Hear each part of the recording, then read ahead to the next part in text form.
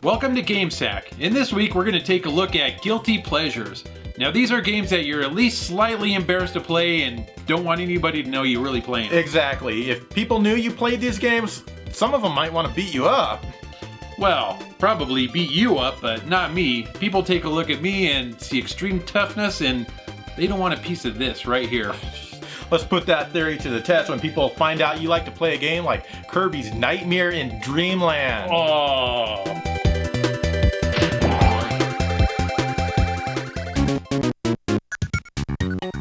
Kirby's Nightmare in Dreamland. You probably wonder why this is a guilty pleasure for me. Let me tell you, it's pretty simple. Nobody in their 30s should be playing a game where the star is a pink marshmallow ghost thingy, but you know what, I am, and I don't care. And it's not only this Kirby game, because I own every Kirby game released and enjoy them all immensely, except for Kirby's Star Stagger on the original Game Boy. He's just a pink ghost from the Super Mario universe. In fact, he was supposedly a temporary design, but it stuck, and that's why it has a resemblance. That's right. Kirby's Nightmare in Dreamland is a remake of the original Kirby's Adventure. If you haven't played a Kirby game, firstly, shame on you. Secondly, the main draw of Kirby platforming games is the ability to suck in certain enemies and obtain their powers. What a great concept. Yeah, Kirby excels at sucking. Oh, I see what you did. The game really has good hand-drawn graphics, very rich and brightly colored with a lot of detail. The music is really well composed and fits the game perfectly. The tunes are very catchy, and yes, I even have a few Kirby OSTs. He does. He listens to them in his car as he drives to work and other places. And even at work with my coworkers. Anyways, Kirby's animations are very smooth, and the game has a cute and subtle sense of humor. Kirby's control is very good for the most part, and very easy to control, also with only a few buttons to worry about. This is one series of games that everybody should play and not feel guilty. Yet you do, otherwise you wouldn't call this game a guilty pleasure. I know.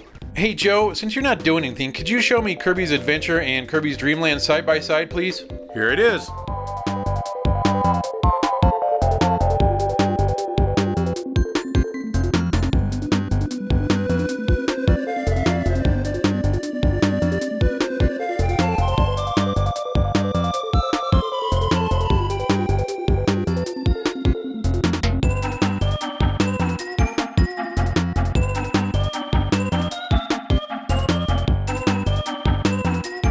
Now even I want to beat you up.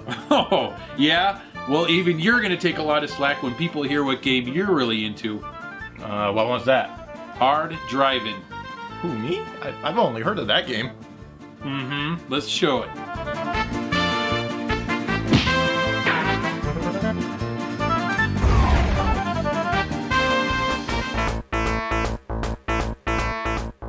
Ah yes, Hard Driving. Now I probably don't even need to explain why most people don't like this. I mean, just look at it.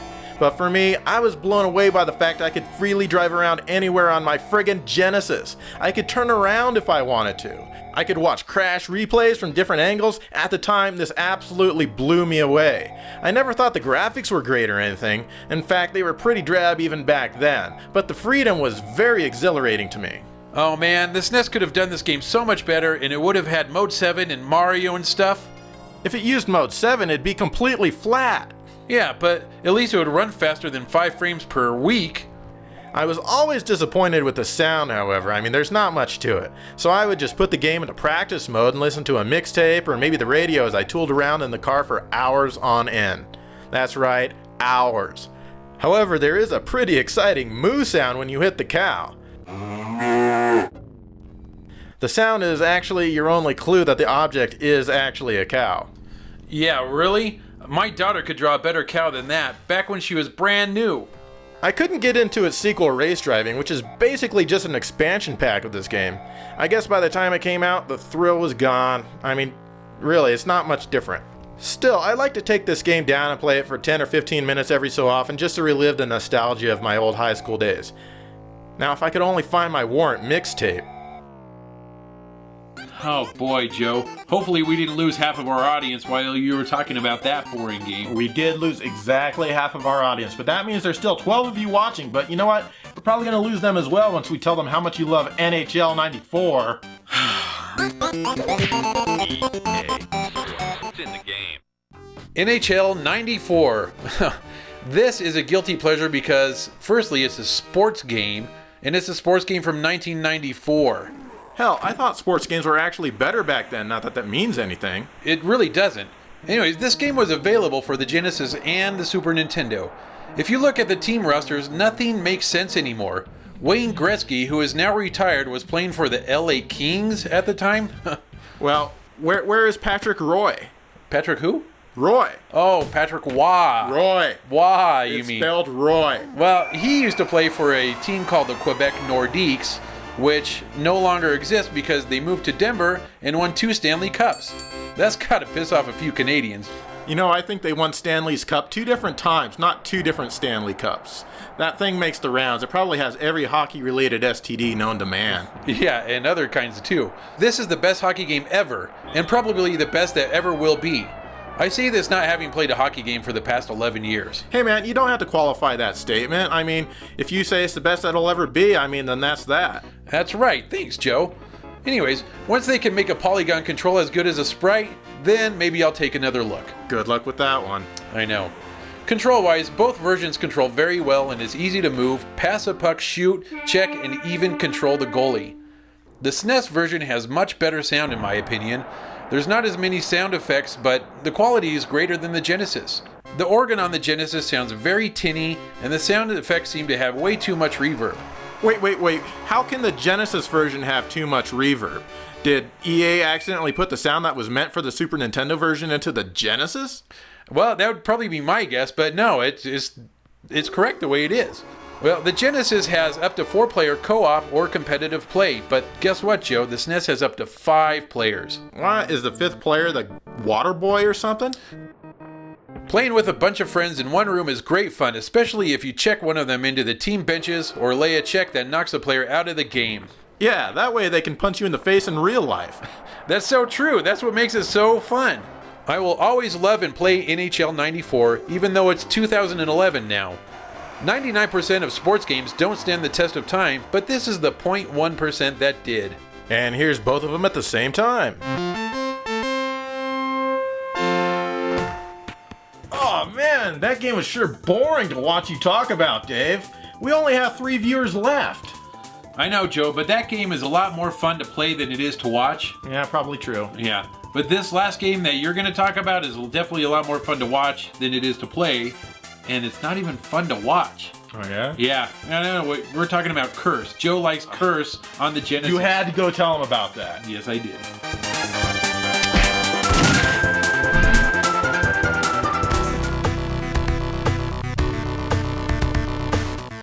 You know, I don't think Curse ever got a release in the US, but it was slated to. The first time I played it was when I rented it from a local game store who happened to rent out Japanese Mega Drive games. What they did is they filed down the cartridge casing so that it could be played on US Genesis systems. Yeah, and the result wasn't pretty either. Oh, good God, look at that. Now, for those of you who have bothered with this game, it probably doesn't stand out much for you. It has choppy visuals and rather dull graphics, but despite that, I was always impressed with how much this game was able to put on the screen with absolutely no flicker at all. Hell, I'm surprised they were able to get anything on screen at all with the sloppy programming this thing has. Even the music was somewhat impressive to me, and I still enjoy a few of the tunes nowadays. But the game makes a sound when your shots are deflected that will drive you insane. Just listen. Not convinced? Listen more!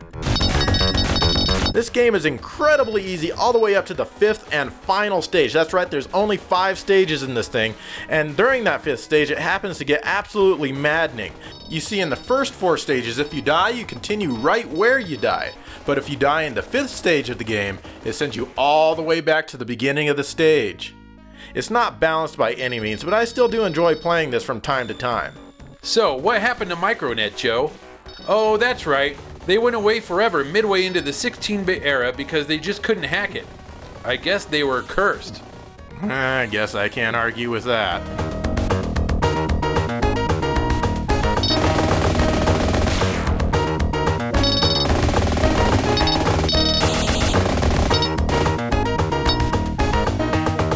Well, you did it, Joe. We're down to one viewer, and he's got a bunch of browser tabs open, and we're hitting way back a bunch of other tabs. Oh, come on, man. Everyone has to have some guilty pleasures when it comes to gaming. Let us know what your guilty pleasures are. Like our Facebook page, follow us on Twitter, subscribe to us with 40 different YouTube accounts. Dude, stop, shut up. We've already agreed that you don't know how to market GameSec. True. One of the things that makes our show unique is that we have a short intro, we don't beg for subscriptions, and like, what can I say? I'm sorry. All right, well, thank you. And join us next week when we talk about some non-retro games. What?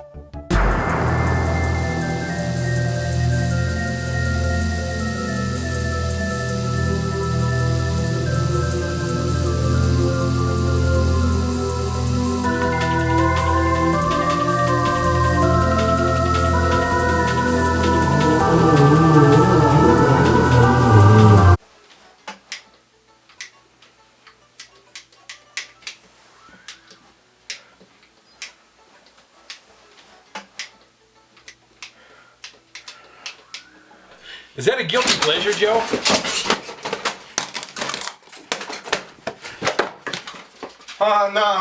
No, man. I'm just playing some Kung Fu Kid, man. Come on, man.